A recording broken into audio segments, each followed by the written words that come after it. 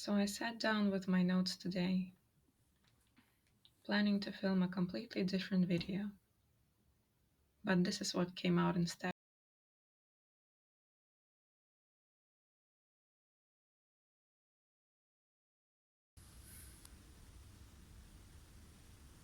Yeah, so I'm kind of feeling a bit tired, maybe anxious. I've undertaken a project where I'm the leader, and I don't know if that's actually what I want to do. Kind of feels unnatural for me to come up here and start talking about how I feel bad. I typically only talk to people when I feel fine or neutral, but I don't want to. Just don't see the point in complaining, I guess. Yeah, there were some moments in my life when I felt really low. I've had a few panic attacks when I was younger, and I was depressed at that time, like severely depressed. No sadness, like no depression, no numbness was worse than the panic attacks that I had. Thank God they were rare in their occurrence, because I remember like being on the floor, just not, I don't know, not seeing any light, and just my heart was beating and I couldn't understand what was happening. It's just such a horrible feeling of, I don't even know how to describe it. It's like a disgusting feeling, like you feel sick and you can't breathe, and at the same time there's this sense of doom, like there's gripping darkness on you. I felt that, and I thought, if this continues, or if this happens often, I'd rather die, honestly. Why? I don't know. Why am I talking about it now?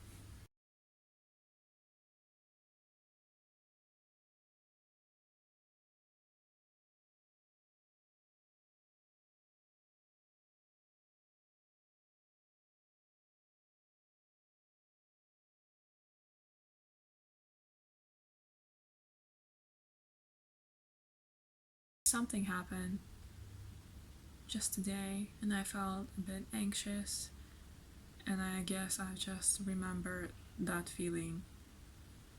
Yeah, it's not pleasant, isn't it? I am now a very positive person, and I've realized a lot about myself and what makes me happy and who I am and what I want to do in the future. But I just wanted to share that even if I'm quite happy now, I still have low moments, and I think we all sometimes have those moments, but we think, oh, what's the point in complaining? At least that's what I think. Like, that's not anyone else's fault, or I don't want to be negative for no reason and kind of, I don't know, get people to be sad for me, or I don't want anyone to try to make me feel better, because I feel like that's not anyone else's responsibility. Like, my feelings are my feelings, and it's no one else's problem. It's probably not the right mindset to have. I know that I know that you're not supposed to be overly independent, and you're supposed to be able to rely on people when things get tough, and you're supposed to talk to people when you feel sad or when you feel low or when you feel weak. And if the people in your life are good, then they would support you, and if they can't support you or they make fun of you or blame you, I guess you just have to let them go, because they're not the right people to be in your life. But I guess I've never had the habit of sharing my feeling. The reason why I was so depressed in the past is because I haven't told my parents. I was living with my mom at that time. We moved countries together, and my dad my dad stayed behind. I lived with her, and it was tough. She never noticed that I was depressed. I can't really blame her. She had a lot of her own issues, and I felt like I needed to help her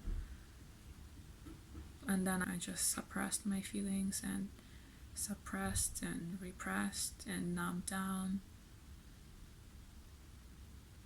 And like the pain doesn't go away when you suppress it, it just lasts longer. But at the same time, if you're in too much pain, how are you supposed to make yourself feel it? And yeah, I was numb for so long, like for too long, and I was so stuck on my past, and I couldn't let go of the life that I had because only when I moved I realized how happy I was. I was still so young, and I haven't really allowed myself to be weak, but at the same time I didn't do anything. For years I just stayed in my room. Like, I went to school, but then I came back home and I just watched American TV shows, and that's how I learned English, because I didn't go out at all. My mom stayed at home too. She didn't have a social circle at all. I didn't have a social circle. That's something that was hard because before I had friends and I felt like I was surrounded by people, and my dad had a lot of friends and he had a huge social circle. He's one of the biggest extroverts I know. So yeah, just moving countries and then suddenly not having anyone around, not having plans after school, not having plans on weekend. The two of us were so isolated, and that really, really contributed to depression, I'm sure. I didn't do anything at all. So it's weird when I'm saying I didn't allow myself to be weak, because what was I? I wasn't like working hard or trying hard to make friends and to fit in or to learn the language. I just was in a deep dark hole. I didn't ask for help. Let's be honest, I didn't even know there was help. Like, I was a child. But as a child I should have talked to my parents, and I didn't. Could they have helped me? When your parents have their own issues, if you're kind of empathetic, you don't try to throw your problems onto them even more. You just start to take care of yourself by yourself, and you start to act mature since a very young age, and you start to even take care of your parents, and you become like their emotional support. So even though I think I should have asked for help, realistically I didn't ask for help because I didn't think that I could. Yeah, but one thing that maybe I could have done differently was to not think that because I'm letting go of my past I'm betraying it. That was like a big theme in why I didn't want to let go and why I was so sad for so long, is because I felt like if I let go I would be a traitor. And to who, right? That's the question. Like, who would I betray? People like wanted me to be happy. Like, my parents, I'm sure, really wanted me to be happy. So who would I be betraying? Like, no one. But in my mind I was thinking, if I forget about my old flat, it means I would betray my flat. If I forget about the memories that I had there, I would betray those memories. If I allowed myself to forget or how happy I was or how different it was, then I would actually betray myself. I promised to myself to not move on. That's something that I think you shouldn't do.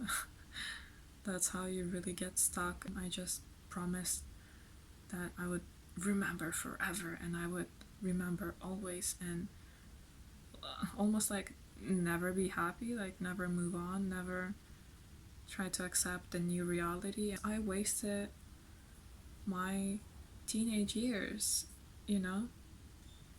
People talk about, how when you're a teenager you can rebel and you can like explore and like date and do all these things and go against your parents, and that's not something I've ever done.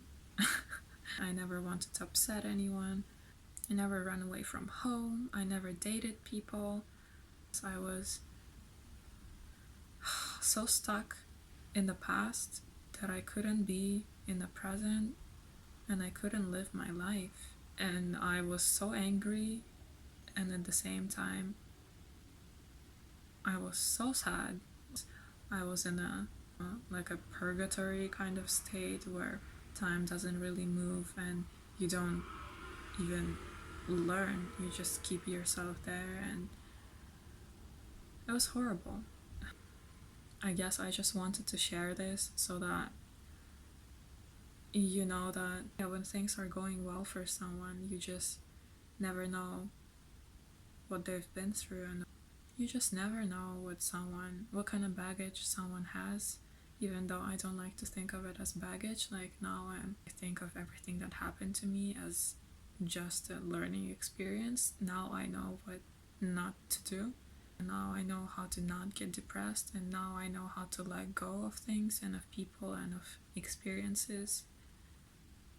And I know how to work through my feelings so that I don't get, like completely stuck in them, so I can feel them but then let them go. I don't know, I guess there's really the only message is like positive people are not always positive, and even positive people, you don't know how much effort they're putting into choosing to be positive. So I guess that was my mental health vlog.